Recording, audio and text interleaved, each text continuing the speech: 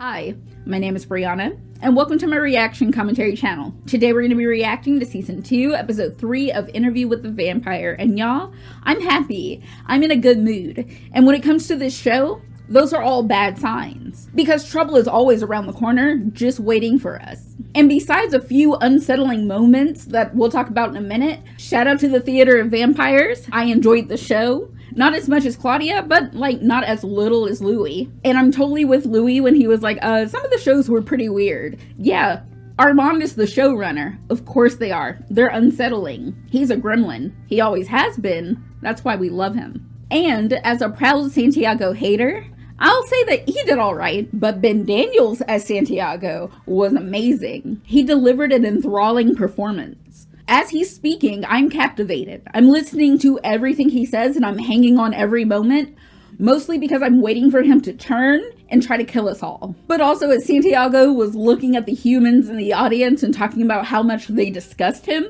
no, he meant that from the bottom of his non-existent heart. He can't stand people at all. And for the most part, I wouldn't judge him for it if he didn't take it too far a lot of the times. Because Santiago is many things, but never get it twisted, he's also Armand's attack dog. We have him on the team for a reason. If Armand is the judge and the theater is the jury, Santiago is the executioner. And he loves his job because he's good at it. He's good at being awful and horrible and murderous, and we are in danger. Louis, Claudia, my sweet little baby vampires, the youngest among us. Y'all have no idea what y'all have walked into. And they clearly didn't know what they were walking into because they didn't even know it was custom to introduce themselves to the local coven. But they never learned that. As far as I know, this is the first time that Louis and Claudia have been outside of the United States, let alone met other vampires ever. I mean, besides Daciana and her catfish of a child. R.I.P. to the both of them. The point is, we're in the belly of the beast and we're unaware. For the most part, we're unaware of the depths of danger that we're in. But here's the thing, Claudia is a better liar than Louis, and Louis is a bad liar in the past and in the present. But neither one of them are good enough liars to fool Santiago and Armand. Armand has enough affection for Louis, not really Claudia, but enough affection for Louis to when he lies, he'll be like, oh, you're lying, I know that, I don't like that, but I'm gonna let it slide because you're so attractive. But Santiago's not built that way. He's not letting the lies slide, just the same way that he's not letting it slide that we didn't introduce ourselves in 5 months. Sir, your self-importance is astronomical. Get out of my face. How are you mad at me for something I never knew? It's not like we did it on purpose. We're on vacation. We're spending Louis' ex-husband's money. Speaking of Lestat and his money, we went to Rajes and Associates. I love when we get more canon lore added in. And Lestat's personal accountants are like, yeah, we haven't seen or heard from him since 1914, but he did give us his letter to give to you in case this day ever came. We got to see hallucination Lestat looking dapper as ever. The hair is always on point. Oh, my dumb son. I'm so happy every time I get to see Lestat. But we also got to see Louis' heartbreak, but we see that all the time. It's who he is, and I never want him to change. We got a cute little scene of Claudia meeting Madeline for the first time, going to her dress shop. And the best relationships on the show have a lot of combative banter. Armand and Daniel, Armand and Louis, Lestat and Louis, and now we have a little bit of Madeline and Claudia. I'll take it. Welcome to the family, girl. Happy to see you. And last but not least, we have the Dubai trio. They're not doing great, but they never really are. And here's the thing, the tension is always high with them, but the tension was turned up a little bit last episode, when we very first started. So I'm not surprised when it boiled over. And I don't feel like Louis, Armand, or Daniel are surprised that it boils over. They're always waiting for the other shoe to drop, but also not doing anything to help the situation not even reach that point. Daniel, along with the fact that he has no self-preservation, won't stop pushing. Like I said before, provocation is his defense mechanism, is his go-to thing, but he never knows when to stop. He just doesn't understand that. Part of him doing it is, yes, that he can be spiteful, but the other part is he's still pissed about all of last season being lied to by Louis and Armand, with Armand pretending to be Rashid. They didn't have to lie. They didn't have to put on a show. They didn't have to play him for a fool. But they did. And so he's not going to make it easy for them because he feels like he owes them nothing. They brought him here and he's getting his $10 million whore number, but he feels no obligation to make it easy for them in any way. And I understand both sides, but I also understand that y'all not only make wrong decisions repeatedly, y'all make the worst wrong decision repeatedly. We need to contact Dr. Freed and ask him, is there therapy for vampires? Like, I guess vampiric therapists? Because y'all need them bad. The generational curses with them are real and devastating. I'm just saying, we're in hell and it's our favorite vacation spot. Last thing, when Louis pushes Daniel about Alice, and he specifically asked Daniel, what was Alice's response to your proposal? And Daniel admits in shame and stress and recovered memories that she said no. That smile, that smirk that Louis gives, it's sinister, it's nasty, and it's great acting on Jacob Anderson's part. I understood exactly what Louis was feeling without one facial expression. Not only did he plant the knife in the perfect spot, he got to twist it and really enjoy the pain. Louis is many things, and Enduring and a baby are just two of them, but also he's going to get his lick back. Louis not a pushover in any way. He's patient and tolerant in ways that are unhealthy, but he's gonna get his get back. And this show never ceases to impress me. But before we get into today's episode, if you could do me a quick favor, please like, subscribe, ring that bell for post notifications, follow me on all my social media, follow my Patreon for full-length reactions to Interview with the Vampire as we go, and that way we can skip the chit chat and get straight to the good part. This episode is called No Pain. That's a lie. We only know pain, but look at my boy. I love him with my whole heart. Partial to the non-wriggling items. I should have said that. No, that's not okay. That didn't make it better. We cede power to the chef. You're Daniel Malloy. I've read your books. Okay, so you know us, but we don't know you. I see they've separated you from your laptop. Perhaps they believe you've been humbled.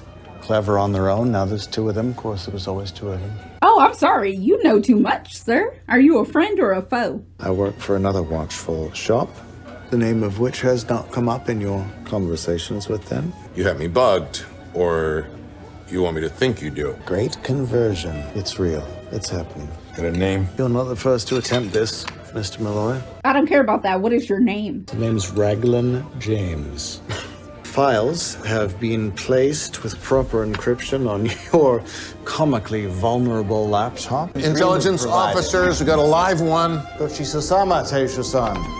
I love Daniel with my whole freaking heart. I love this grumpy old man. He means everything to me. The way that y'all feel about Louis and Armand and Lestat is how I feel about Daniel. How many people in the world know what you know, Rashid?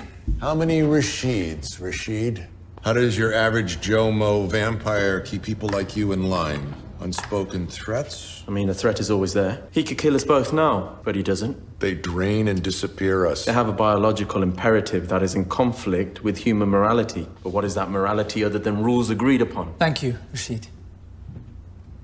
Okay, so maybe Rashid is as outspoken as our mom was playing him last season. The average vampire has minimal contact with humanity. And I'd say we're multimillionaires. Not quite a billion. We should probably wait for him. Probably. I only want you two to communicate. Please talk to each other. For me. Your cell phones make you slaves to your fetishes. And data retrieval is primarily about profit, so I suspect no one at Amazon is trying to sell us blenders. You kill nightly. And sometimes you've watched that kill on the local news. Watched it on the local news, also watched it in person with you as you did it. Lestat de Liancourt. Yes. The one and only. I'm listening. Always. That's my job, right? It was 1556. Give me backstory. Give me lore. I had never led anything in my life. Y'all live like this? The children of darkness, who lived in squalor, hunted in shame, all in strict obedience to medieval laws. I was, by any measure, failing. La mort punira toute infraction de la première et la cinquième de grande loi. The start was the wind to scatter. Don't ever think that Armand is not dangerous, because he always is. Sired by one of my deserters, Magnus, This was something new. No vampire shall ever reveal his true nature to a mortal and let that mortal live. And here he was, prancing and preening. My dumb son. Louis tell it, Lestat becoming a vampire was a horror show. That may be, but he made a remarkable recovery shortly thereafter. He always does. Lestat is good at bouncing back. They were all in love with him. Armand is as down bad for Lestat as Louis is. It was heresy. I had to bring him under my control by any means. Very Armand of you to say. Control. Under your specific control. Qui m'appelle enfant? No, I don't blame Armand or Louis, because I'm obsessed too. His rejections only inflamed me, and the more unsettled my children became. Well, that never has changed. He took a mortal lover. More heresy.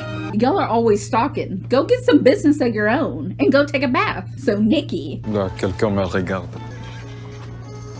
Gardes-tu ce garçon comme aide-mémoire? Sois avec les tiens. Et abandonner mon gilet à carreaux, mon collier à bord. Lestat, que se passe-t-il? Can y'all, with the eyes and the looking, can y'all please calm down? I had to act, or he'd destroy what little I had left. Lestat!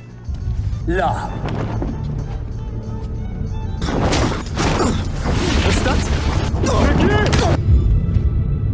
You know what, honestly though, Armand, go off. Tu ne lui as pas révélé ta vraie nature, n'est-ce pas? Je n'ai pas ces pouvoirs. Mais tu l'auras. Tu as le sang de Magnus et un buveur de sang. Armand's fangs. Lestat's fangs. The flirting. Can y'all calm down? We're in public and people are watching. Y'all don't give a damn. Je suis Armand. Je suis le chef de ton clan.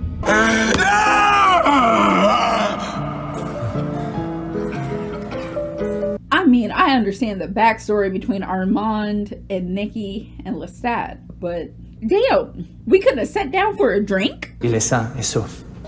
Il a saigné? Nous devons servir Dieu au travers de Satan et au travers d'Armand. But y'all still can't take baths. Il parle d'une homme triste et vêtement cloué. Okay, Lestat. He's theatrical. I love him. You let it happen. You led him there so he could destroy it. His words had been my thoughts for half a century. Honestly. If it had come from me, they wouldn't have believed it. Dieu, Satan, Armand. Nous sommes les dieux. Vous êtes les dieux. Nikki is a lot of things, but he didn't deserve what he got. My children left. They roamed the streets of Paris, wreaking havoc with mortals. They went mad. The only thing that kept me from the fire were the old rituals. Armand does love himself a good ritual. Come on, lighting Q. Also, come on, dark and mysterious. Armand is down so bad, and you know what? Honestly, same.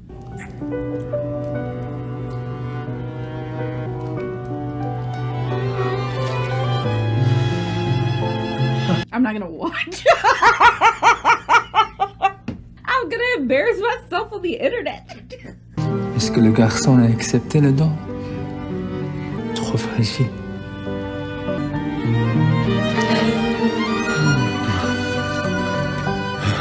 Il vient accompagner. He's so handsome. Hamlet est mort sur les queues d'une lame empoisonnée. Here's the thing, Lestat is always great, but there's something about 17th century Lestat. I mean, he's just in full star effect. Je n'ai pas de clan. Tu m'en as privé. Au contraire, maître.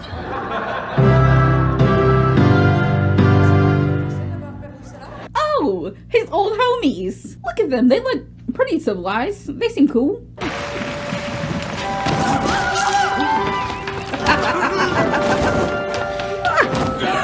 Y'all couldn't wait? At least let them like sign autographs after the show. Damn. Tu as mené une réforme, Lestat. Nous l'avons fait ensemble. Tu fais un meilleur moi. The Lestat Armand shippers are living, and they are eating, and they are thriving. Seulement avec le jeu d'acteur. Allons-y. Ici, maintenant. C'est une loge spéciale. No wonder Armand kept a portrait of Lestat in the damn theater. Nikki. Elle devrait regarder sa partition. Lestat has never changed. Lestat has always been the same. He's my dumb son for a reason. Oui. Je t'aime aussi. Oh no, you would have Armand. Damn, goddamn. Damn, Armand? Armand's mind palace is wild. Daniel, don't ruin this. That's it?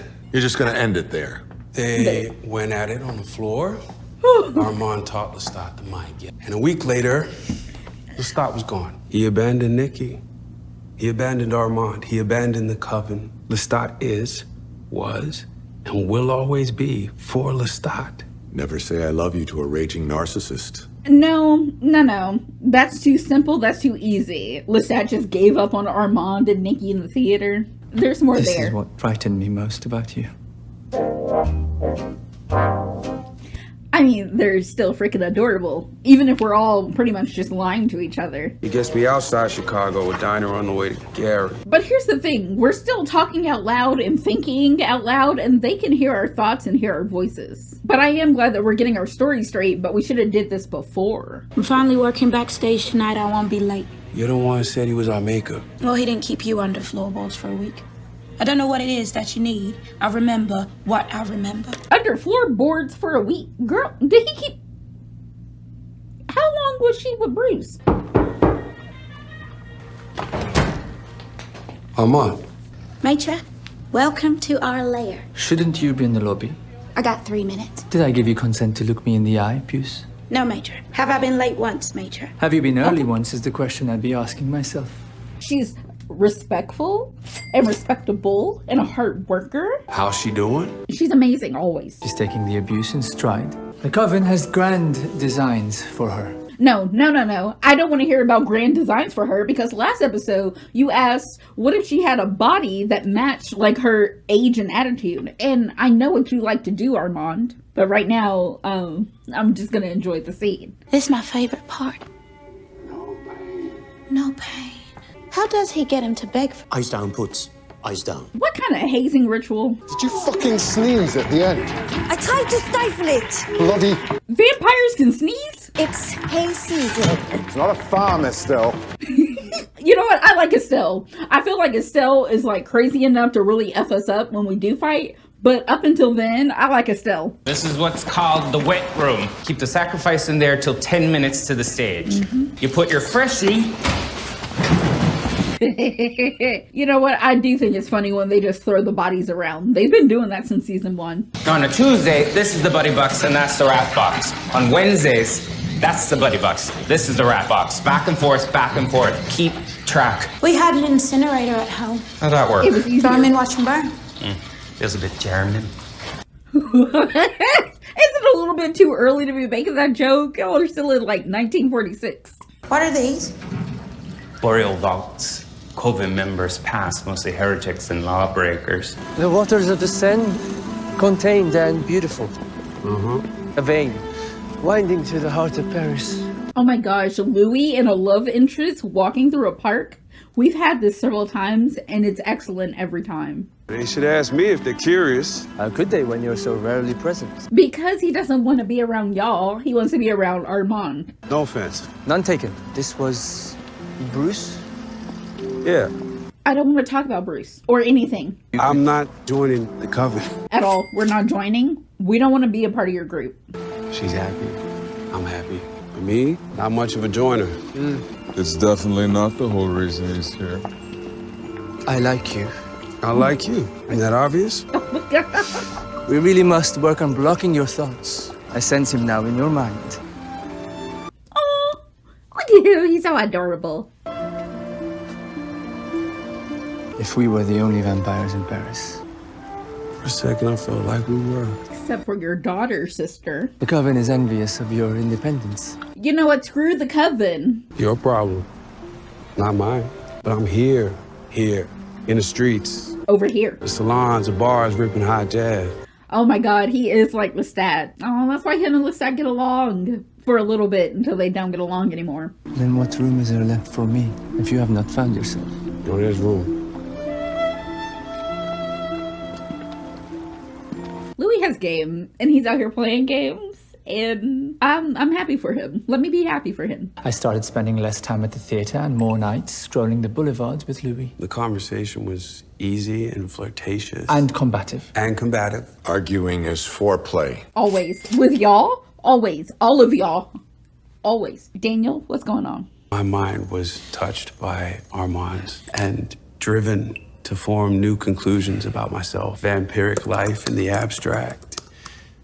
Daniel, you're throwing off the vibes, and we know that you're not vibing with us. Mm-hmm. Oh, no, it's the computer. Bad liar. Something you were saying made me think of... It didn't. Think what? Shut up, Louis. Give us grace. So where's Claudia at this point? How's she doing? What's she doing at this stage of things? I don't like an unsure Daniel. I'm so freaking scared. How do you get them to accept death? Chat with my scene partner for the night. Muck about in their heads. Find their shame. See you on stage, Claude. And what was your shabby life in Chicago before the vampire brew? Stop asking her questions. You were an orphan. Could say that. We have that in common. We have nothing in common. My maker lies in the walls downstairs. Maître, put him there. And how do you really feel about that? He deserved his death. And your dearly departed maker. Stop asking questions. What gifts did he bequeath the Muppet vampiress? Chess, playing the piano. He taught me how to lie well. Why would you say that? Because he didn't teach you all that well. Because we still suck at it. It's Louis who's from Chicago, yes? Just outside it. Stick with it, Puss. You're almost there. I don't know that God exists. From what I saw in the war, he doesn't. And then surely there are degrees and variations to goodness. But this is something that Louis and Lestat couldn't do. Have these conversations without actually speaking. You little whore, you only want him cause you're feeling blue. Come to me. The most Lestat thing in the world. Oh my god, Louis. Did Lestat sing that Louis is a whore? Bruce. How long are we going to play games, Louis? For the rest of our lives. Forever. Before you say it, let me tell you a little something about 18th century Armand. Lestat. Oh dear. Oh my god, Louis! Stop being the goddamn weakest link that we have, for the love of God, help us. I want you to say it. No, shut up. Everyone stop talking. Told you I loved you. Go away! Calm down. And you said nothing. What the hell with you? Louis? I'm embarrassed. We're just gonna go. Louis. We're spiraling.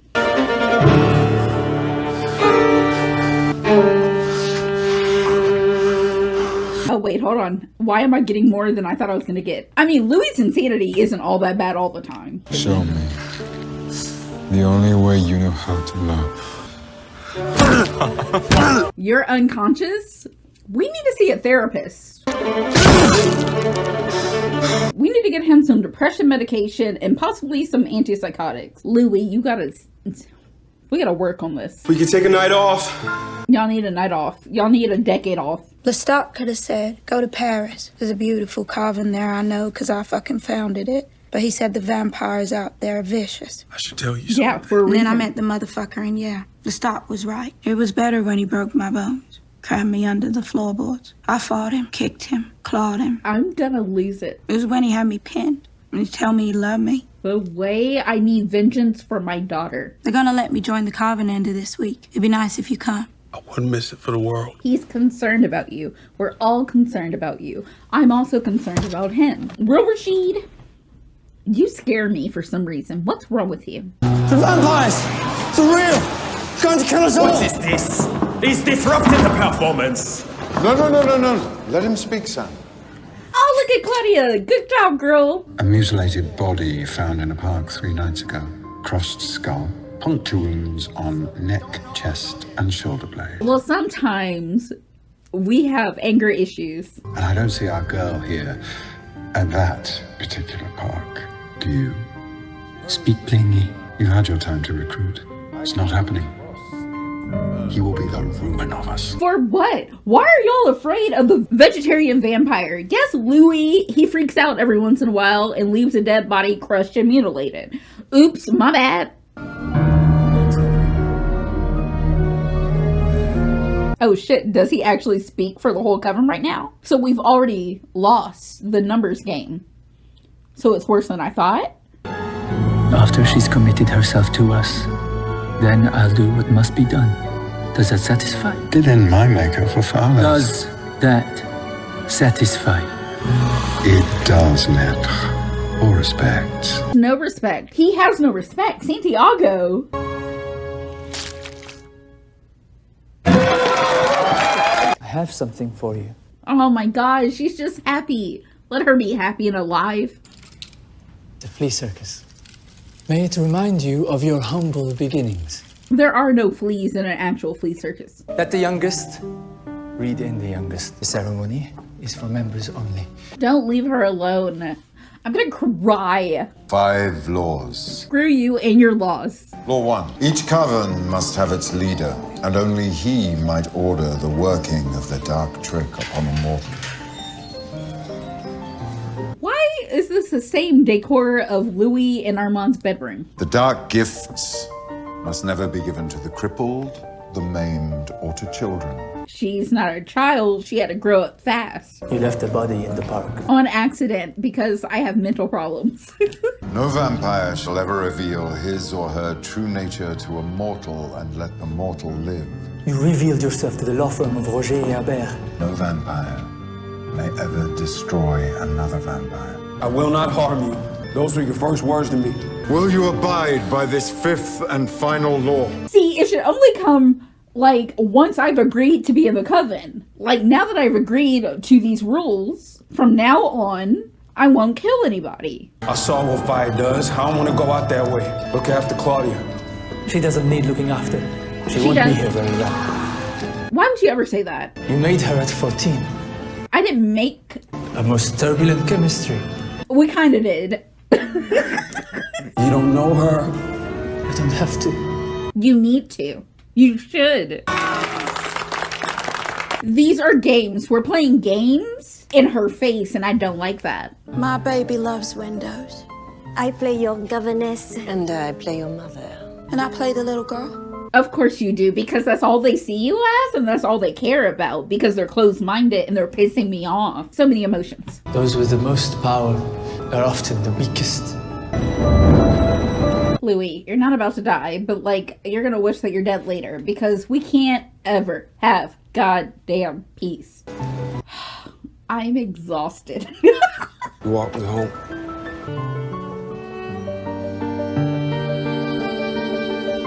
This was our first kiss. All of this build-up was our first kiss. I'm still worried about my daughter though. So, I mean, enjoy yourselves. But also, we've got other things to take care of. You want to come upstairs? Are you inviting me in? I want to say, Louis, this is not the time, but also, like, there is no other time, and, like, I'm not gonna stop you.